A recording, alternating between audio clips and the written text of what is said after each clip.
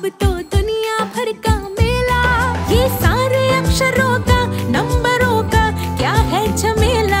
क्यों पोयम इतनी लंबी, होता क्यों है कड़वा करेला। अपनी कहानी जो जी चाहे वो लिखे, ओहो स्कूल टीवी से अब समझे और सीखे। सपनों के बादल में उड़ जाए, नॉलेज के जंगल में खो जाए। सपनों के बादल में उड़ जाए।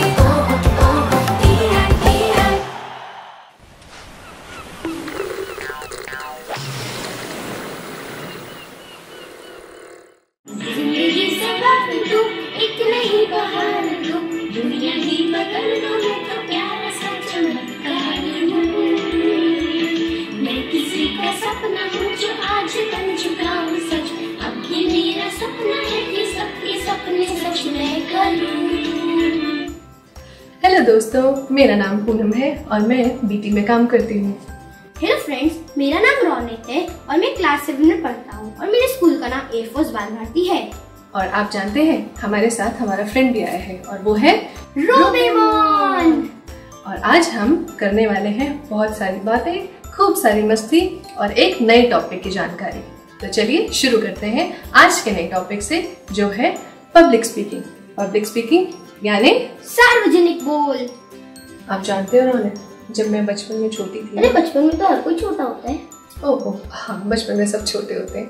तो मैं जब छोटी थी, मैं जब स्कूल जाती थी तो मुझे भी पब्लिक स्पीकिंग से बहुत डर लगता था। मैं भी सोचती थी कि सब बच्चे कैसे इतना जल्दी बोल लेते हैं, अच्छे तरीके से अपनी स्पीच दे देते हैं स्टेज पर, मैं क्यों नहीं दे पाती। पर जब भी मैं स्टेज पे जाती थी मैं इतना घबरा जाती थी सामने इतने सारे स्टूडेंट्स को देखकर, तो मुझे इतना डर लगता था मैं अपनी स्पीच कभी कंप्लीट नहीं कर पाती थी।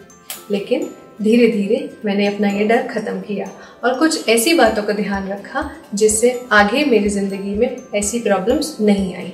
तो आइए अब हम उन्हीं सारी बातों को, अपनी उन टेक्निक्स जो मैंने अपनी लाइफस्टाइल में लाई, मैं सब आपके सामने आज रखूंगी। तो चलिए स्टार्ट करते हैं कि पब्लिक स्पीकिंग किसे कहते हैं।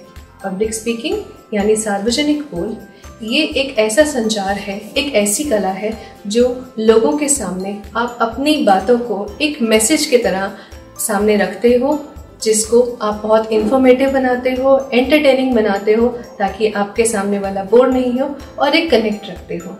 तो अब हम जानते हैं कि वो टेक्निक्स क्या हैं, कौन सी ऐसी 5 टेक्निक्स हैं जिनको मैंने अपने लाइफस्टाइल में इस्तेमाल किया और अब आप उन सबको अच्छे से जान सकेंगे। तो चलिए आगे बढ़ते हैं पहली टेक्निक के साथ। अब हम उन 5 टेक्निक्स के बारे में जानते हैं जो मैंने अपने लाइफस्टाइल में इस्तेमाल की हैं और जो आपके लिए ज़रूर लाभदायक होंगे।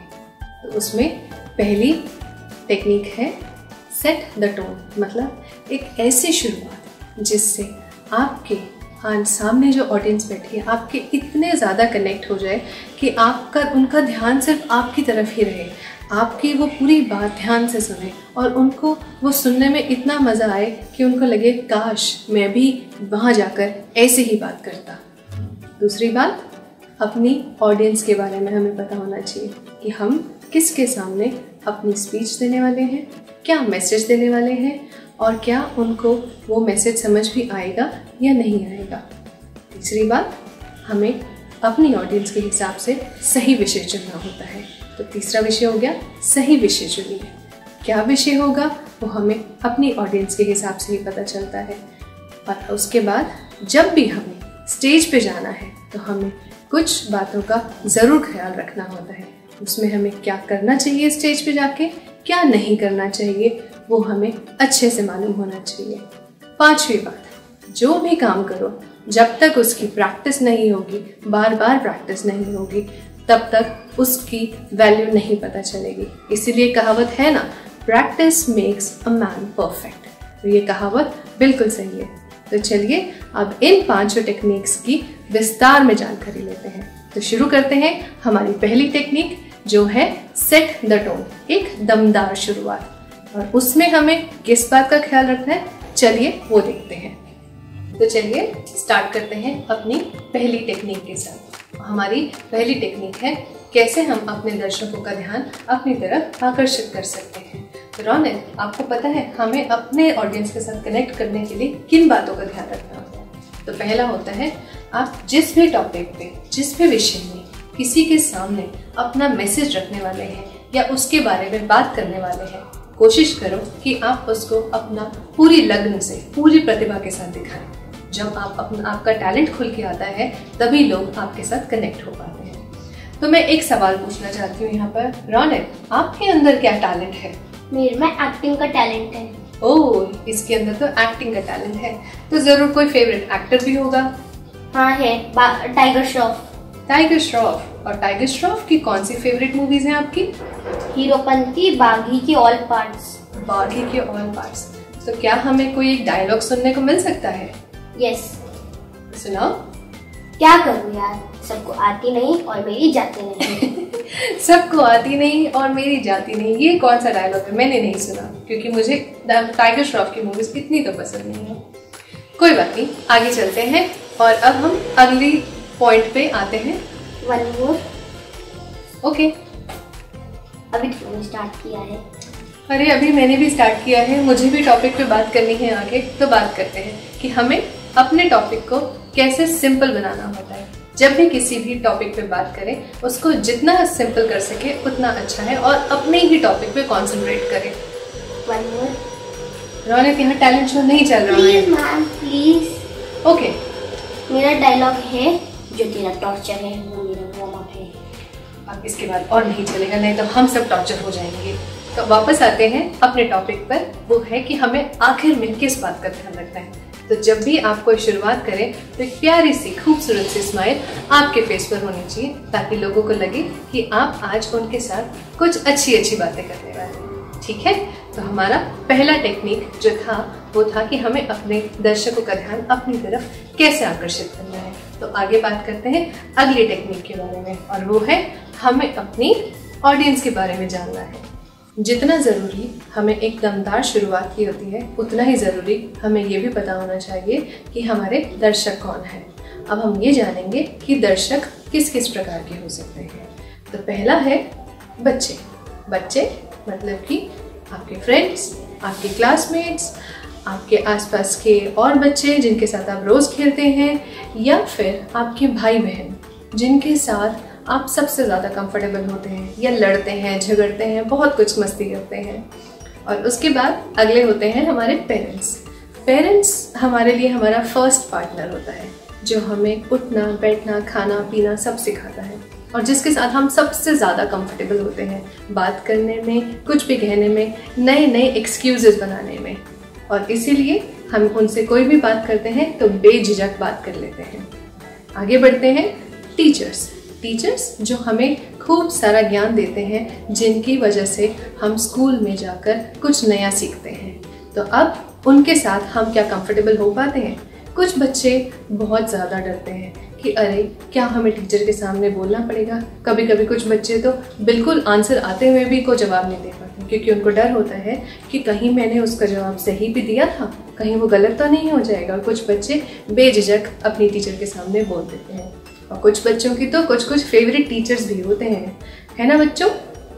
अब आगे चलते हैं एक और नई ऑडियंस के पास। जो नई ऑडियंस हमारी है वो होती है या तो हमारे और अपने रिलेटिव्स, या जैसे स्कूल के प्रिंसिपल। अगर मान लो प्रिंसिपल की विजिट हो गई हमारी क्लास में और उन्होंने किसी बच्चे से पूछ लिया कि अच्छा बच्चों, अब आपके सामने एक मैं विषय रख रहा हूँ, इसके बारे में बताओ। या मैथ्स के कोई नए सम्स आ गए और उन्होंने कहा अच्छा बच्चों, अब आपको जल्दी से इसको सॉल्व करके दिखाना है। तो अब आपके लिए कोई और आ गया है जिनके साथ आप रोज़ बात नहीं करते हैं, कभी कभी बात करते हैं, या सिर्फ उनको एक रिस्पेक्टफुल वे से दूर से देखते हैं। इसीलिए हमें अपनी ऑडियंस के बारे में ज़रूर पता होना चाहिए कि हम किसके सामने बात करने जा रहे हैं और अपने विचार रखने जा रहे हैं। तो अब ऑडियंस के बाद अगला हमें क्या टेक्निक है जिसके बारे में पता होना चाहिए, चलिए उस पर चलते हैं। ओके रौनक, अब आप बताओ कि आपके सामने इतनी सारी ऑडियंस की इन्फॉर्मेशन मिली है, तो आप किसके साथ स्पीच देने में कंफर्टेबल होगे? वो मेरे टॉपिक पे डिपेंड करता है जिस पे मैं स्पीच दे रहा हूँ। अरे बात तो बिल्कुल ठीक है। अगर मैं अपने आप ही अपनी ऑडियंस पिक कर लूंगा तो मेरे को टॉपिक कैसे पता चलेगा? तो पहले हम ये समझ लेते हैं कि हमारे पास टॉपिक कौन से हैं और हमें क्या टॉपिक पिक करना चाहिए। तो अब उसमें हमारे पास कुछ ऐसे एग्जाम्पल्स हैं जो आपको बहुत इंटरेस्टिंग लगेंगे। उसमें पहला है मेरा प्रिय खेल, कि मुझे कौन सा स्पोर्ट सबसे ज़्यादा पसंद है और जिसके ऊपर मैं बहुत देर तक बातें कर सकता हूँ। तो रौनक, आप बताओगे आपको कौन सा स्पोर्ट सबसे ज़्यादा पसंद है? मुझे क्रिकेट और बैडमिंटन स्पोर्ट्स पसंद है।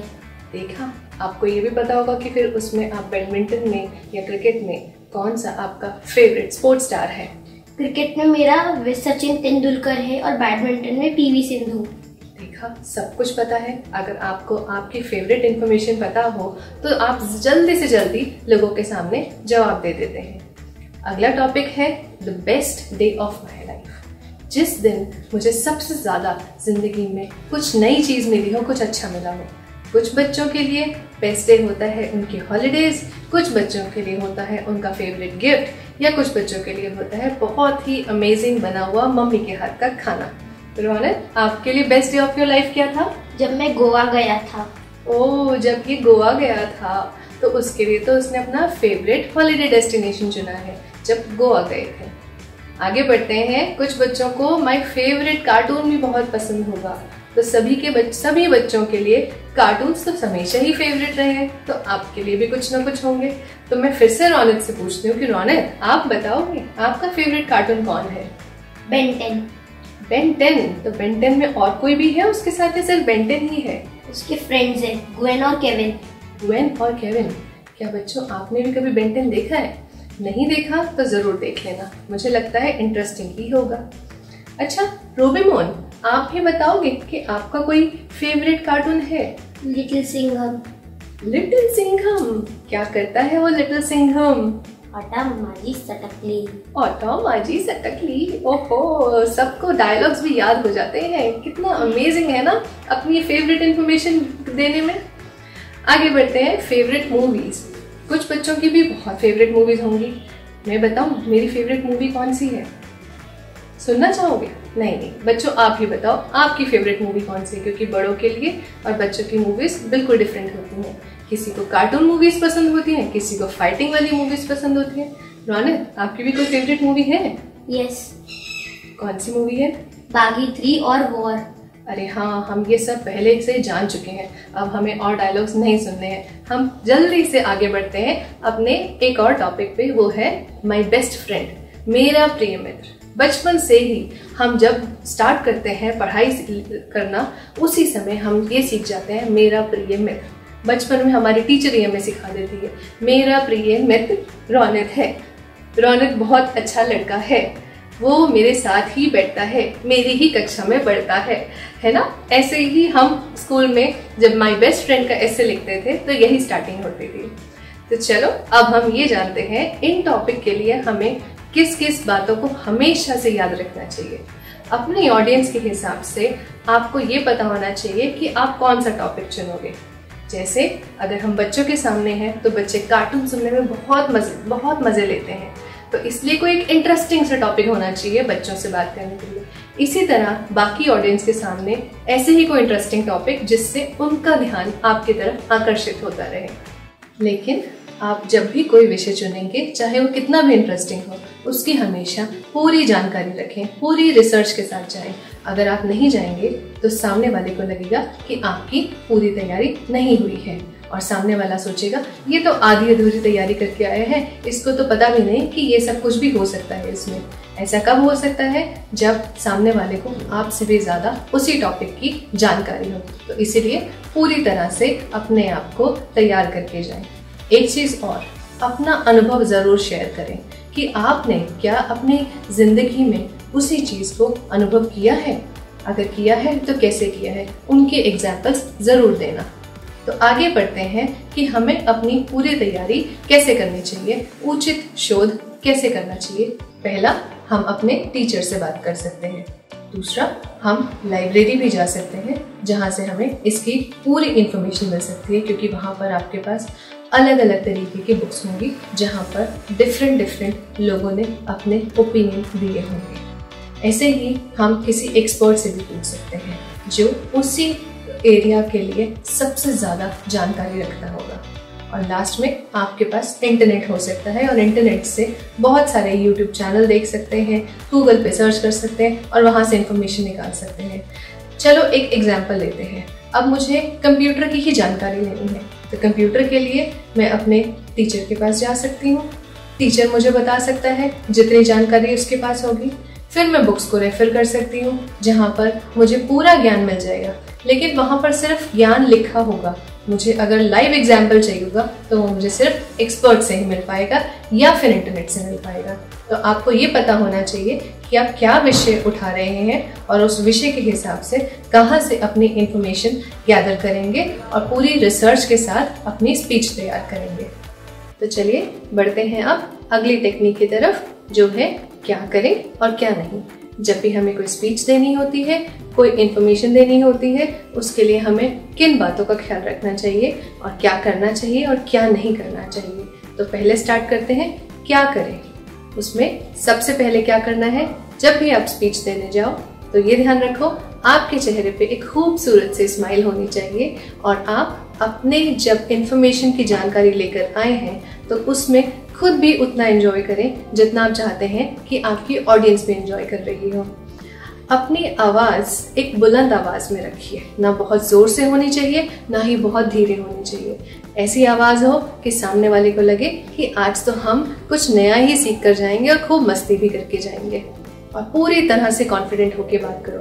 अगर आप मुंह लटका के बात करोगे तो सामने वाला एंजॉय नहीं कर पाएगा, वो वैसे ही रहेगा जैसे कि उसको ज़बरदस्ती बिठाया गया है और उसको बस वहाँ पर अपने शो खत्म होने का इंतज़ार करना है। तो ऐसा नहीं होना चाहिए। अपनी ऑडियंस के साथ एक अच्छा कनेक्ट बना के रखिए ताकि वो बिल्कुल भी बोर नहीं हो और वो आपको सुनने में बहुत ज़्यादा उत्सुक हो। जितना मज़ा आपको आएगा स्पीच देने में, उतना ही मज़ा उनको आएगा सुनने में। तो ये बातें ज़रूर ध्यान रखिएगा। और जितनी सरल भाषा में अपनी स्पीच को तैयार करेंगे और सामने प्रकट करेंगे, उतना ही लोगों को आनंद आएगा सुनने में। और ऐसे ही जितने अच्छे जेस्चर, जितनी नई तरकीबें आप लेकर आओगे, तभी आपको लगेगा कि हाँ, मेरी ऑडियंस मेरे साथ कनेक्टेड है और सच में वो एंजॉय कर रही है। तो अभी हमने जाना कि हमें क्या करना चाहिए। अब हम जानते हैं हमें क्या नहीं करना है, कौन सी बातें ऐसी हैं जो हमें दूसरों के सामने नहीं करनी है। तो पहला, आपके सामने आपके नोट्स नहीं होने चाहिए कि जो आपने स्पीच अपने साथ तैयार करी है वो कभी भी लोगों के सामने नहीं दिखनी चाहिए। आप उसको देख कर नहीं पढ़े। अगर मैं अपने सामने अपनी स्पीच रख के सिर्फ उसी को देखूंगी तो लोगों को लगेगा कि ये तो सिर्फ स्पीच पढ़ के चला जाएगा, हमारे साथ कैसे कनेक्ट बनाएगा, ये क्या करेगा। तो ये बात हमेशा ध्यान रखो। पूरी तरीके से पूरी तैयारी से जाओ। बिल्कुल भी घबराना नहीं है, बिल्कुल भी नहीं डरना है। अगर कॉन्फिडेंटली जाओगे, सामने वाला तभी खुश होगा और वो आनंद ले पाएगा। और जब भी आप ऑडियंस के सामने स्पीच दे रहे हो तो आपके हाथ कभी भी आपकी पॉकेट में नहीं होने चाहिए। बिल्कुल भी ऐसे करके नहीं खड़े होना चाहिए, तो सामने वाले को लगेगा कि ये तो कॉन्फिडेंट ही नहीं है, ये तो घबरा रहा है, तभी इसका हाथ इसकी पॉकेट में है। सामने ये बिल्कुल तरीके से बात कर ही नहीं पाएगा। और कोई भी बात करनी हो, बहुत जल्दी नहीं करनी है, बहुत धीरे नहीं करनी है। मतलब आपकी आवाज़ ऐसी नहीं होनी चाहिए, मैं तो ऐसे कर रहा था, मैं तो वैसे कह रहा था, ये नहीं होना चाहिए। फिर एक बुलंद आवाज़ के साथ आपको अपनी स्पीच देनी है, ठीक है। और आपको ये सब बातें अगर अच्छे से ज्ञात हो जाएंगी तभी आप अपनी स्पीच पूरी अच्छी तरीके से तैयार कर पाएंगे। तो अब हम जानते हैं हमारी आखिरी टेक्निक। आप जानते हैं ये आखिरी टेक्निक सबसे ज़्यादा इम्पॉर्टेंट टेक्निक है। अगर हमने इस टेक्निक के बारे में नहीं जाना तो हमारी पहले की डिस्कस करी हुई 4 टेक्निक बिल्कुल ख़राब जाएंगी। तो अब हमें ये याद रखना है कि practice, practice and practice, because practice makes a man perfect. और क्या होगा प्रैक्टिस करने से? एक प्रैक्टिस करने से आपके अंदर का डर निकल जाएगा और आप बिल्कुल कॉन्फिडेंट बन जाएंगे। रौनक, अब आप बताओ कि आपने इन सब टेक्निक्स को सुनकर, उनकी जानकारी लेके अब आपको कैसा लग रहा है? मेरे को उन सब टेक्निक्स को सुनकर बहुत अच्छा लगा और एंजॉय करा। बहुत अच्छे। तो रोबीमोन, क्या आपने भी एंजॉय किया? हाँ, देखो रोबीमोन ने भी एंजॉय किया। तो बच्चों, उम्मीद है आपको भी बहुत अच्छा लगा होगा। तो आज के लिए थैंक यू। स्वस्थ रहो, खुश रहो।